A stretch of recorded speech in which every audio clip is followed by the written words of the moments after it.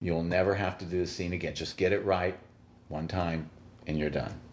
Well, now you come to this realization after Dracula, Yeah, I might be 17 years old. and so So, if you got that in your head, what provoked you into joining the Navy? Was it the pending draft? Was that it? You just had to get it out of the way, or? you know, no, I must have been 17 because I joined the Navy at 16. I joined the Navy right out of high school, and I don't believe, I could be wrong. You know what, though? I have the program for Dracula. I tell you exactly the day. I could have been doing Dracula while I was in high school. I might have been. I might have still been in high school. I was directing that because I know that the drama teacher vouched for me. So, I think, well, I think you're right. I think I did do this while I was in high school, but I don't think, I mean, I did, when I stopped theater, I didn't stop because I thought I would become a feature filmmaker. I stopped because I didn't want to waste that much time of my life for something so fleeting and so vaporous that would be gone tomorrow. And you've taken up, at that point I was young. I wanted to go out with girls. I wanted to go to the drive-in on Friday, Saturday night. I didn't want to be in a theater. And they would rehearse 5, 6 days a week. Even when I was a director, you're still rehearsing 5, 6 days a week. And I saw in my mind, and I'm sure I'm wrong because theater is theater, but I thought I was wasting valuable time rehearsing and giving up my life for all those weeks, and then kind of puttering it away on 3 performances and a matinee for 2 or 3 weekends, and then it was gone, never to return. Unless somebody took a photo of you on stage, it was like that thing didn't exist. And just part of me just didn't want to devote that much time and energy to something that wouldn't be lasting.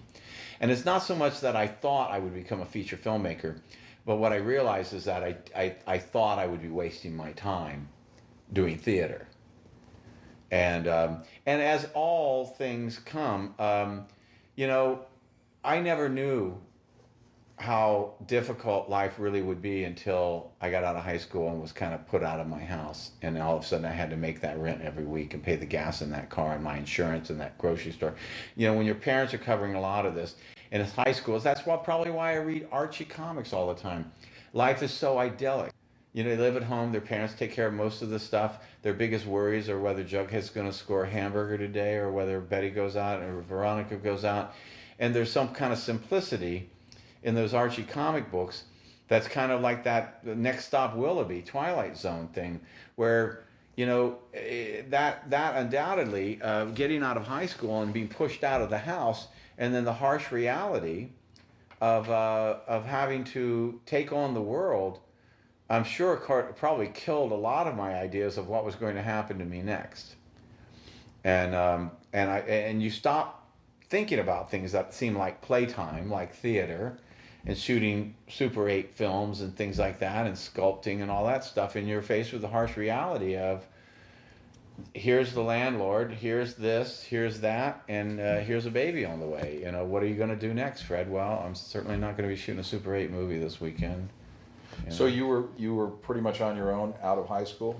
Pretty much so. My parents split up in my last year of school. My father wanted to take on a life of his own, and he didn't want anybody watching after him. I mean, for the little bit of time that I did spend there, he said very pointedly, he said, "I'll never ask you what time you come in. Don't ever ask me." And I'm like, okay, you know, and they couldn't move my ass up quick enough. That my sister had gotten a college education, and once they realized what a college education cost them, the rest of us were on our own. I mean, when I went to school, I had to arrange my own loans and all that other stuff to do it, and I got no help from my parents whatsoever. It was like, you're on your own, kids, and as far as they were concerned, when you hit that certain age, it was time for you to move along. So I come from the era of mistake babies. Instead of being planned to build a family, it's like, I wonder how that happened. Damn, it happened 3 times. now you out of economic necessity and the fact that the draft was still a very real thing at that time, you joined the Navy. with the Yes. intent of being a photographer's mate. Yes. And what happened?